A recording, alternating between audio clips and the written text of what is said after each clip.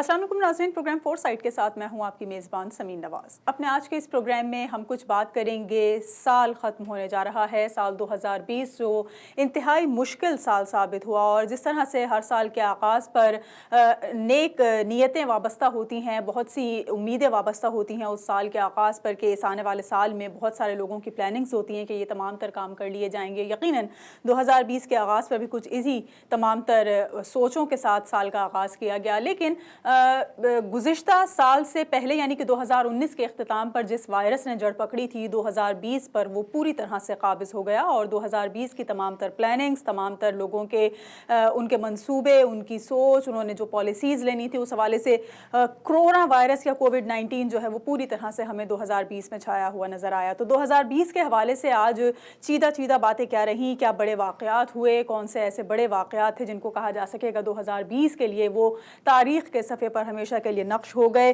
क्या 2020 इन वाक़यात की वजह से साल का बदतरीन साल करार दिया जा सकता है, या माजी में भी कुछ ऐसे वाक़यात रोनुमा होते रहे हैं कि 2020 को कोई ख़ास तवज्जो नहीं मिलनी चाहिए? इन्हीं मौज़ूआत पर आज के इस प्रोग्राम में कुछ बातचीत करेंगे कि 2020 कैसा रहा और आने वाला साल 2021 क्या कुछ लेकर आ रहा है। ख़ास करके अमरीका की अगर हम बात करें तो सुपर पावर के तौर पर अमरीका को देखा जाता है, जहाँ साल के आगाज़ में जनवरी में नौमुंतखब सदर बाकायदा तौर पर अमरीकी सदर के तौर पर हमें अपना मनसब संभालते हुए नजर आएंगे। वहीं अमरीका में 2021 के हवाले से क्या कुछ प्लानिंग्स मौजूद हैं, क्या कुछ अमरीकियों के लिए आ रहा है, क्या कुछ अच्छा होने जा रहा है, इस पर कुछ नज़र डालेंगे। और इन तमाम तर मौज़ूआत पर बात करने के लिए आज हमारे साथ मौजूद हैं सीनियर सहाफ़ी और तज्ज़ियाकार मसूद अब्दाली। उनसे गुफ्तगू का आगाज़ करेंगे, लेकिन एक ब्रेक के बाद।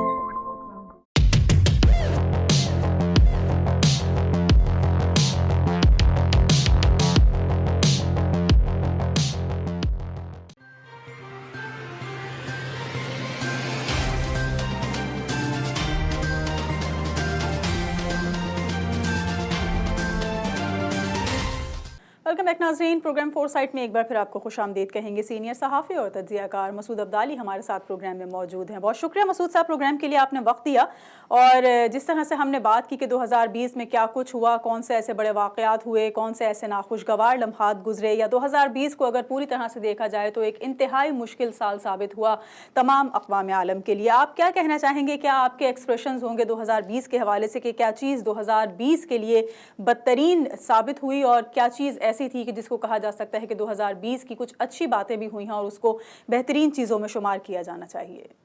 देखिए समीन, अब इस बात में तो कोई दो राय नहीं है कि 2020 कोविड-19 के एतबार से बदतरीन साल था, बल्कि इस साल की पहचान ही कोरोना वायरस है। और ये दरअसल 100 साल पहले जो स्पेनिश फ्लू आया था, ये बिल्कुल उसकी किस्म है। स्पेनिश फ्लू तो खैर इससे ज़्यादा ख़राब था जो 1900 के आगाज़ में हुआ था, जिसकी अहमियत ये है कि सदर ट्रम्प के दादा जान का भी उसमें इंतकाल हुआ था। उसमें कोई 5 करोड़ के करीब लोग हलाक हुए थे। लेकिन जो उसकी गहराई है, जिस तरह की फैलाव है, जिस तरह कोरोना वायरस का, ऐसा फैलाव दुनिया में मतलब एशिया के अक्सर इलाके उस वायरस से महफूज थे। लेकिन ये जो कोरोना वायरस है, इससे दुनिया का कोई सा भी मुल्क महफूज नहीं है। इसका आगाज तो देखा जाए तो 2019 में हुआ, दिसंबर में, इसीलिए इसका नाम ही कोविड-19 है। लेकिन असल जो तबाही आई है वो चूंकि इस साल आई है, इसलिए तो इसमें वाकईतन जो आपकी बात बिल्कुल सही है कि इस साल की शनाख्त थी बदनसीबी से कोरोना वायरस है, जिसमें आपको अंदाजा है कि अब तक कोई 8 करोड़ के करीब लोग जो है दुनिया भर में मुतासर हैं। और जैसे कि मैंने अर्ज किया, दुनिया का कोई मुल्क, कोई जगह, कोई शहर, कोई कस्बा, कोई गाँव, बल्कि मैं कोई गली ऐसी नहीं है जो इससे मुतासर ना हो, जहाँ इससे मुतासर लोग मौजूद ना हो, या ऐसे लोग मौजूद ना हो जहाँ जिनके प्यारे इस मर्ज में हलाक हुए। अब तक कोई 8 करोड़ के करीब लोग इससे मुतासर, लेकिन असल तादाद लोग कहते हैं इससे ज़्यादा है, क्योंकि बहुत से छोटे छोटे मुकामात पर, छोटे छोटे गाँव में, गलियों में, वहाँ ये मर्ज की तशखीस नहीं हो पाई और लोग इन्हें समझा कि नज़ले ज़ुकाम या से वो मर गए। तो लोगों का ख्याल इसकी तादाद तकरीबन दुगनी, यानी आप समझते हैं कि 16 करोड़ के करीब लोग जो है इससे मुतासर हैं। अब तक जो है 17 लाख अफराद हिस्सा हलाक हुए हैं, اور اس سے سب سے زیادہ متاثر جو ہے وہ امریکہ ہوا ہے. اور یہ عجیب بات ہے کہ دنیا کے سب سے ماڈرن ملک، جدید ترین ملک، جہاں پہ دنیا کی تمام سہولتیں موجود ہیں، وہاں سب زیادہ اس سے لوگ متاثر ہوئے. تقریباً اب تک 3.25 لاکھ کے قریب لوگ جو ہیں ہلاک ہو چکے ہیں. اس وقت عالم یہ ہے کہ اکثر اسپتالوں میں اب مریضوں کی جگہ نہیں ہے. اکثر جگہوں پر ابھی خبر آ رہی تھی کہ مریض کے بعد اب مردہ خانے میں جگہ نہیں، کہ اس وقت جو لاشیں رکھنے کے لیے انہوں نے وہ ٹرک رکھے ہوئے جس کے اوپر یہ غذائی اجناس جو ہے وہ نقل و حمل کی جاتی ہے، جس میں فریزر لگے ہوئے، اس کے اندر لاشیں رکھی گئی، اس لیے کہ مردہ خانوں کے اندر اب جگہ نہیں رہی ہے لاشیں رکھنے کی. تو یعنی یہ صورتحال ہے. اچھا، اس کے ایک اور جو عذاب ہے اس کا، وہ یعنی ایک طرف تو زندگی تباہ ہوئی ہے، اس کا اسباب زندگی بھی غارت ہوئی ہے. یعنی دنیا بھر کے ممالک جو ہے سب بدترین معاشی بحران کے شکار ہے. امریکہ جیسا ملک جو ہے خود یہاں پر جو ہے بے روزگاری کی شرح جو ہے وہ 10% سے زیادہ ہو چکی ہے. کارخانے بند ہو گئے، اور یہ کہا جا رہا ہے کہ ریسٹورینٹ تقریباً آدھے کے قریب ریسٹوران جو ہے وہ ہمیشہ کے لیے بند ہو گئے. بند تو عارضی طور پہ کیے گئے ہیں اور لاک ڈاؤن کی وجہ سے، لیکن عام تاثر ہے کہ تقریباً 50% ریسٹوران جو ہمیشہ کے لیے بند ہو جائیں گے. تو اس لیے بے روزگاری انتہا پر ہے. اور بعض ممالک میں مثلاً بنگلہ دیش میں یہ جو کپڑے کی صنعت تھی، ٹیکسٹائل، وہ بالکل برباد ہو گئی اس کی وجہ سے. یہی حال جو ہے ہندوستان میں ہوا. پھر کورونا کی وجہ سے ایک اور چیز دیکھا، ہمارا مسلمانوں کا رمضان، عید ختم ہو گئی، مسیحی دنیا کا ایسٹر ختم ہو گیا. مسعود صاحب، مجھے سال کے کچھ چند بڑے واقعات بتائیے، آپ کی نظر میں کون سے ایسے واقعات ہیں کہ جس کو کہا جا سکتا ہے کہ وہ تاریخ رقم کر رہے ہیں 2020 کے لیے؟ کون سے ایسے چیدہ مناظر ہیں جو نظروں کے سامنے سے گزرے؟ کون سے ایسے ناخوشگوار واقعات ہیں جن کو نہیں رونما ہونا چاہیے تھا؟ آپ کس طرح سے لسٹڈ کریں گے 2020 کے ان بڑے واقعات کو جو کسی کشیدگی یا ناخوشگواری کا باعث بنے؟ دیکھیے، اس سے پہلے میں آپ کروں گا جن بڑے واقعات جو ہوئے اس سال کے دوران. دیکھیے، سال کا سب سے بڑا جو سانحہ، بدترین سانحہ ہوا ہے وہ بیروت کا دھماکہ ہے. آپ کو پتا ہوگا کہ بیروت کے بندرگاہ کے اوپر جو امونیم نائٹریٹ رکھا گیا تھا، اس میں دھماکہ ہوا جس سے 204 افراد ہوئے. تو 204 افراد تو شاید اتنے بڑے نہیں ہیں، دنیا میں اتنے لوگ مر جاتے ہیں، لیکن اس کی وجہ سے سارا بیروت شہر تباہ ہوا اور تقریباً 3 لاکھ کے قریب لوگ اب تک بے روزگار ہیں. اور جو مالی نقصان کا تخمینہ ہے وہ تقریباً $20 ارب ہے. اسی طرح بین الاقوامی تنازعات کے توازن سے تناظر میں سب سے یعنی سال کا آغاز بہت برا ہوا کہ بغداد ایئرپورٹ کے اوپر امریکہ کے ڈرون حملے میں پاسدار انقلاب اسلامی ایران کے سربراہ جنرل قاسم سلیمانی اور ان کے ساتھ عراقی شیعہ ملیشیا الشہاد الحاشمی الحضرت الشعبی جو ہے، اس کے نیب سربراہ عبدو مہدی المہندس مارے گئے جب میں ایران نے حملہ کیا عراق کے اوپر. اور اس کے علاوہ غابی جھگڑا رہا. اسی دوران ایک اور سانحہ یہ ہوا کہ اس شبہ میں کہ شاید امریکی طیارے حملہ کر رہے ہیں، غلطی سے ایرانی گارڈ نے یوکرین کے طیارہ مار گیا، جس میں 76 افراد ہلاک ہوئے. یعنی یہ اسی تنازع کا یعنی جسے کہتے ہیں شاخسانہ تھا.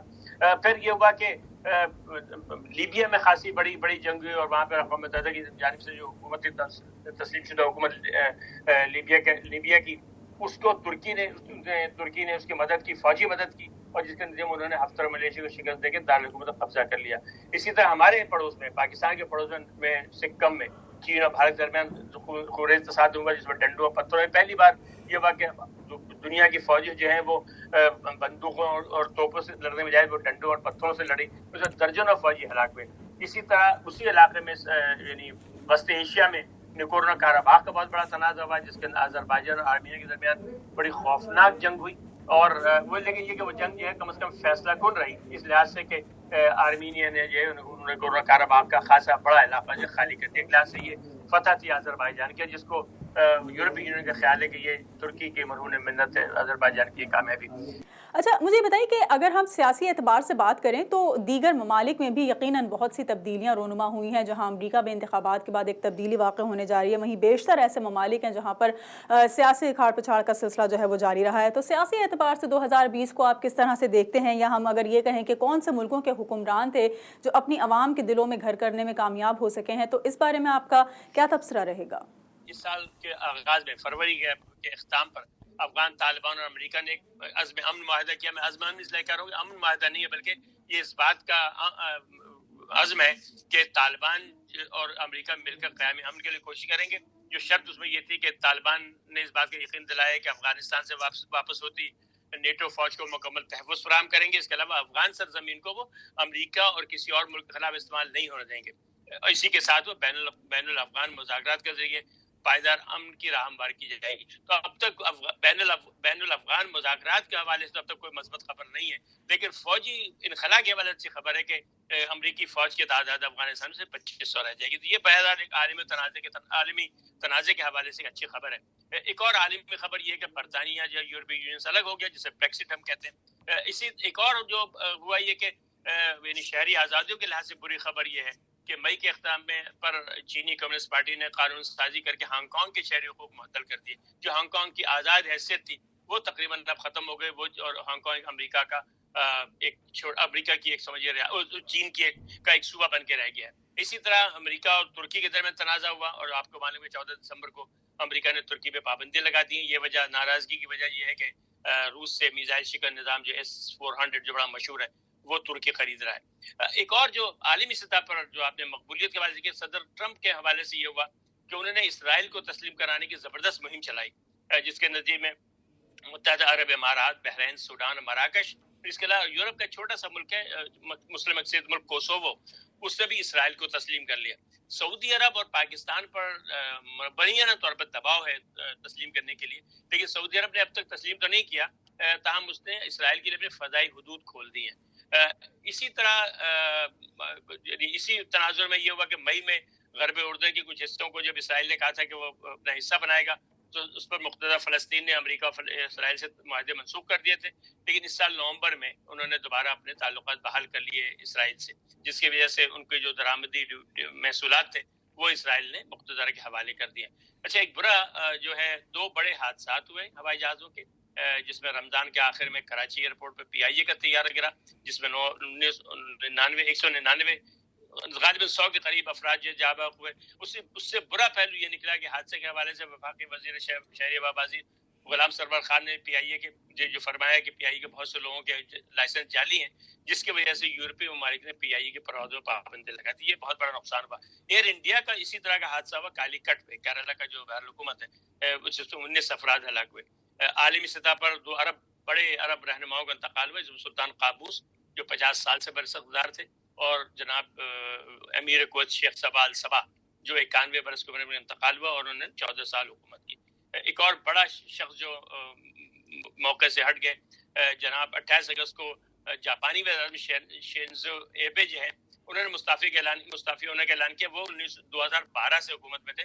جاپان میں یہ بطور وزیر سب سے بڑی مدت تھی. مسلمانوں کے لیے ایک بڑی کامیابی، میں نے خوشی کی خبر یہ تھی کہ 17 اکتوبر کو نیوزی لینڈ کے انتخابات میں وزیر اعظم جسنڈرا آرڈرن جو ہے انہوں نے شاندار کامیابی حاصل کی.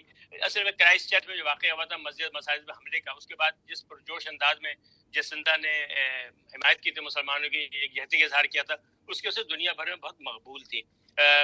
اسی کے ساتھ ملیشیا کے کرپشن کے اعتبار سے ملیشیا کے وزیر اعظم جو ہے سابق وزیر اعظم نجیب رزاق کو کرپشن کا الزام ثابت ہو گیا اور 12 سال قید کی سزا سنائی گئی ہے.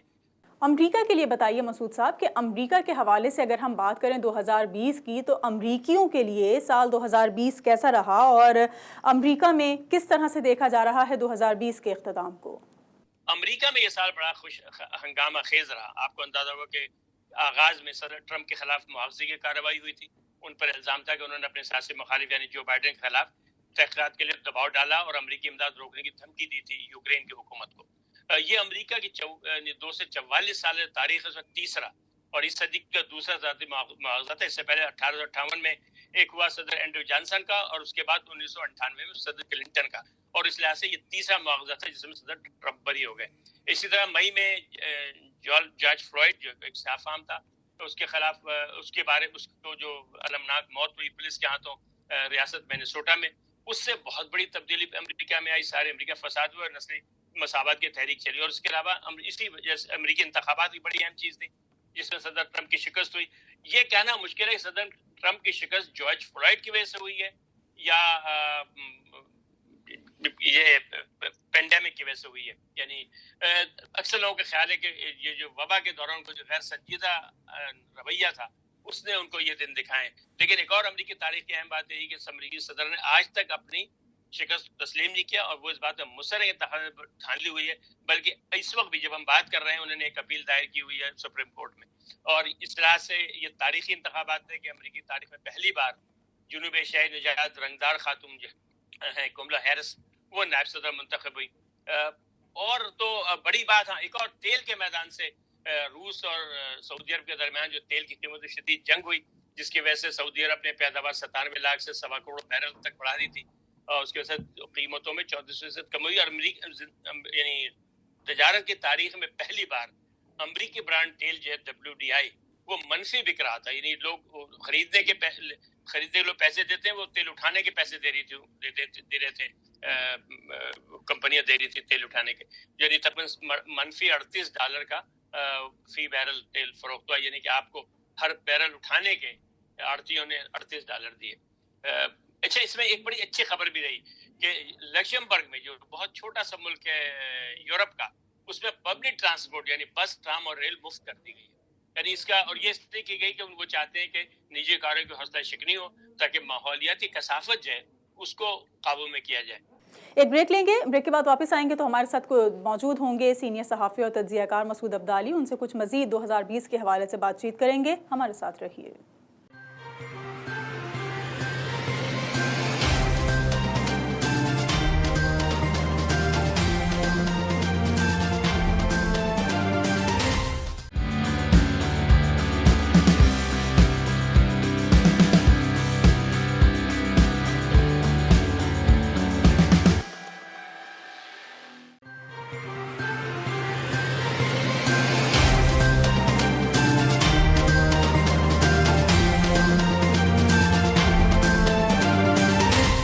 ویلکم بیک ناظرین, پروگرام فور سائٹ میں ایک بار پھر آپ کو خوش آمدید کہیں گے. 2020 کیا کچھ دے کر گیا, کیا کچھ لوگوں سے چھین کر چلا گیا, اور 2021 کیا کچھ لے کر آ رہا ہے, اس پر کچھ ہم بات چیت کر رہے ہیں. مسعود ابدالی سینئر صحافی اور تجزیہ کار ہمارے ساتھ موجود ہیں. مسعود صاحب, جرنلسٹ کے حوالے سے ہر وقت ایک مشکل وقت ثابت ہوتا ہے, خاص کر کے اگر کوئی ناخوشگوار واقعات رونما ہو رہے ہوں, کوئی جنگ و جدل کا سا سامان ہو. کن مشکلات کا سامنا کرنا پڑا 2020 میں صحافیوں کو, یا اگر یہ کہا جائے کہ صحافیوں کے لیے سال 2020 کیسی یادیں چھوڑے جا رہا ہے, کیا کچھ ان کے ساتھ رونما ہوا, تو آپ کیا کہیں گے اس بارے میں؟ ہم صحافیوں کے لیے سال بہت برا رہا. 21 صحافی مارے گئے. 2019 میں 10 صحافی مارے گئے تھے. میکسیکو 5 قتل کے ساتھ پہلے نمبر پر, افغانستان دوسرے نمبر پر ہے, جہاں ایک خاتون ملالہ مومن سمیت 4 صحافی مارے گئے. تو یہ اس سال کی اہم خبریں تھیں.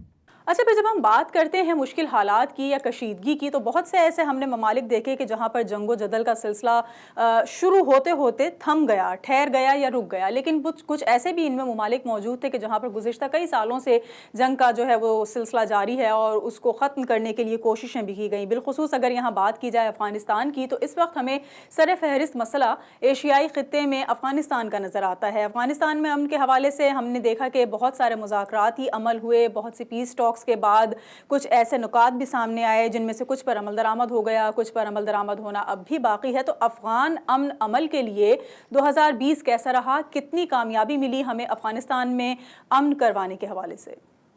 دیکھیں, یعنی اس لحاظ سے تو کامیابی رہی کہ دو بڑے فریق تھے اس جنگ میں, افغان طالبان اور امریکہ, ان کے درمیان جو ہے یہ معاہدہ ہو گیا, اور وہ دونوں ایسا لگ رہا ہے کہ مخلص ہیں اپنے معاملے میں امن قائم کرنے میں. لیکن ظاہر ایک بہت بڑا اس میں فیکٹر جو ہے وہ قابل انتظامیہ ہے. اور قابل انتظامیہ کے ساتھ مسئلہ یہ ہے کہ وہ چونکہ ابتدا میں مذاکرات جو ہے طالبان اور امریکہ کے درمیان تھے, اور درمیان سے قابل انتظامیہ کو الگ رکھا گیا, تو ایک وہ جو ڈاکٹر برادران ہیں اشرف غنی اور ڈاکٹر عبداللہ, ان کو اس بات کا احساس ہے کہ ان کو دیوار سے لگایا گیا, ان سے پوچھے بغیر امریکہ اور طالبان نے معاہدہ کر لیا ہے. اور اب مسئلہ ہے کہ طالبان یہ چاہتے ہیں کہ افغان حکومت چاہتی ہے کہ مذاکرات ایسا لگ رہا ہے جیسے افغان حکومت اور طالبان کے درمیان ہے, لیکن طالبان یہ کہتے ہیں معاہدہ, چونکہ وہ معاہدہ کر چکے ہیں امریکہ سے, لہٰذا اب بات اس بات پر ہوگی کہ جو جسے کہتے ہیں امارات اسلامی افغانستان جو ہے وہ کیا مراد دے گی افغان حکومت کو. تو ابھی اس بات پہ ہی اتفاق نہیں ہو سکا کہ مذاکرات ہو کیسے رہے, کیا افغان حکومت اور افغان طالبان کے درمیان ہے, یا حکمراں طالبان ہیں اور وہ باغیوں سے مذاکرات کر رہے ہیں. تو یہ ابھی تک یہ بات واضح نہیں. طالبان کا اس بات پہ اصرار ہے کہ ان کا خیال ہے کہ وہ باتیں ہیں, انہوں نے کامیابی حاصل کر لی ہے, وہ حکمراں ہیں, اور وہ دراصل امارات افغان میں جو لوگ رہ رہے ہیں, جنہوں نے بغاوت کی تھی, ان سے وہ مذاکرات کر رہے ہیں. تو بظاہر یہ معاملہ مجھے حل ہوتا نظر نہیں آتا. لیکن ایک بات مجھے طے ہے کہ امریکی فوج کی واپسی کے بعد جبکہ 2500 رہ جائے گی, تو افغان حکومت جو ہے اس کے لیے بہت مشکل ہے طالبان کا مقابلہ کرنا. شاید اگر اب یہ لیکن بہرحال چونکہ انتظامیہ تبدیل ہو رہی ہے اور جو بائیڈن خلاف تھے فوجی انخلا کے افغانستان سے، بلکہ آپ کو یاد ہوگا کہ جب وہ نائب صدر تھے اس وقت جو ہے فوج بڑھائی گئی تھی، 1 لاکھ کے قریب فوج بھیجوائی تھی اوباما صاحب نے اضافی فوج طالبان کو کچلنے کے لیے، تو اس میں یعنی ان کی مرضی بھی شامل تھی جو بائیڈن صاحب کی. تو اب دیکھنا یہ ہے کہ اس وقت امریکی انتظامیہ کا رویہ کیا ہوگا. اب بظاہر یہ لگ رہا ہے کہ افغانستان سے انخلا کے معاملے میں امریکی حکومت جو ہے وہ یکسو ہے، وہ سب یہی چاہتے ہیں وہاں سے ہٹ جائیں. لیکن یہ جو معاملہ ان دونوں کے درمیان ہے افغان حکومت اور طالبان کا، یہ چونکہ حل ہوتا نظر نہیں آتا، اور اس کی وجہ سے جب تک یہ حل نہیں ہوگا وہاں تشدد کارروائیاں جاری رہیں گی. اور تشدد کی کارروائی کے دوران امریکی حکومت کا رویہ کیا ہوگا یا نیٹو کا رویہ کیا ہوگا، یورپین حکومت کیا سوچے گی، کیا دوبارہ وہ اپنے فوج وہاں بھیجیں گے طالبان کو کچلنے کے لیے. تو مجھے لگتا ہے کہ ایسا ممکن نہیں ہے، اس لیے کہ اس کے دوبارہ فوج بھیجنا وہاں اس کی کوئی جسٹیفیکیشن بنے گی نہیں ان اپنی حکومتوں. اور خصوصاً اس وقت چونکہ پینڈیمک کی وجہ سے جو ہے معیشتیں دباؤ میں ہیں، تو یہ حکومتیں جو ہیں وہ اتنا بڑا خرچہ اپنے، یعنی آپ کو پتہ ہے کہ امریکی حکومت کا خرچ جو ہے تقریباً $70 ارب سالانہ ہے افغانستان میں فوج رکھنے کا. تو اتنا بڑا خرچہ برداشت کرنا یورپ اور امریکہ کے لیے ممکن نہیں ہے. اس لیے میرا خیال ہے کہ وہاں یہ مجبور ہو جائیں گے طالبان اور افغان حکومت آپس میں کو معاہدہ کرنے پر. 2020 کی تو یقیناً ہم نے بہت باتیں کر لی ہیں، اب کچھ ذکر ہو جائیں آنے والے سال کا. تو 2021 کو آپ کس طرح سے دیکھ رہے ہیں کہ جس طرح ہم نے دیکھا کرونا کی وجہ سے پوری دنیا میں معاشی زبوحالی کا جو سامنا رہا لوگوں کو، اور معیشت کی حوالے سے جو ڈاؤن سائزنگ کی ایک لہر آئی، اس میں یقیناً بہت سے شعبے متاثر ہوئے، امریکہ بھی متاثر ہوا. تو امریکہ 2021 میں معیشت کی اس گرتے ہوئی ساکھ کو کس طرح سے بحال کرنے جا رہا ہے؟ کیا پالیسیز ہیں امریکہ کے پاس امریکیوں کے لیے 2021 کو کیسے بہتر بنایا جا سکتا ہے 2020 کے مقابلے میں؟ دیکھیں اس سلسلے میں تو یہ بات بالکل طے ہے کہ مسلسل امریکی حکومت خاص طور سے صدر ٹرمپ اور ان کے وزیر خزانہ ہے اور جو یہاں کا اسٹیٹ بینک ہے جسے کہ فیڈرل ریزرو کہتے ہیں، وہ مسلسل معیشت کو سہارا دینے کی کوشش کر رہا ہے. لیکن انہوں نے اسٹیمولس پیکج پہلے دیا، اس کے علاوہ انہوں نے ایئر لائن کمپنیز کو بڑے انتہائی پرکشش شرائط کے اوپر قرضے دیے. چھوٹے پی پی پی جس کو کہتے ہیں، چھوٹی جو کاروباری ہیں، پے رول پروٹیکشن پروگرام، کہ لوگ لے آف نہ کریں، اپنے لوگوں کو ملازمت سے نہ نکالیں، چھوٹے کاروباری، ان کو رقومات دی. پھر یہ کہ انہوں نے بڑی تعداد میں سرمایہ کاری کی ہے اسٹاک مارکیٹ میں کہ حصص خریدے ہیں تاکہ بازار جو ہے وہ تباہی کا شکار نہ ہو. اور اس کے نتائج بہرحال آئے، اس لیے کہ دنیا بھر میں جس طرح سے تباہی آئی ویسے امریکہ میں اب تک نہیں آئی، اور امریکی معیشت نسبتاً مضبوط نظر آ رہی ہے. لیکن بہرحال یہ بھی یعنی یہ جو اتنا بڑا یہ دھچکا ہے کہ اس کو مطلب اتنا آسان نہیں ہے کہ یعنی معیشت پہ اثر نہ پڑے. معیشت پہ یقیناً اثر پڑے گا. تو 2021 تو سب کو معلوم ہے کہ 2021 ہی نہیں بلکہ 2022 اور 2023 بھی یہ بہت برے ہوں گے معیشت کے لیے. اور جیسے ساری دنیا کی لوگوں کی ویسے ہی امریکہ کا بھی حال ہے، اس لیے کہ یہاں بھی بے روزگاری بالکل آسمان پر ہے. اور اگرچہ نوٹ چھاپ کر کے جو ہے وہ انہوں نے اسٹیمولس پیکج دیا ہے، لوگوں کو کیش مدد دی ہے، لیکن یہ فطری بات تو نہیں ہے. اس لیے کہ اگر فرض کیجیے جیسے میں نے عرض کیا کہ 50% ریستوران بند ہو گئے تو ظاہر ہے کہ اس کی وجہ سے جو بے روزگاری ہے وہ صرف بے روزگاری الاؤنس کے ذریعے تو اس کا ازالہ نہیں ہو سکتا. تو اس لیے حالات تو خراب رہیں گے.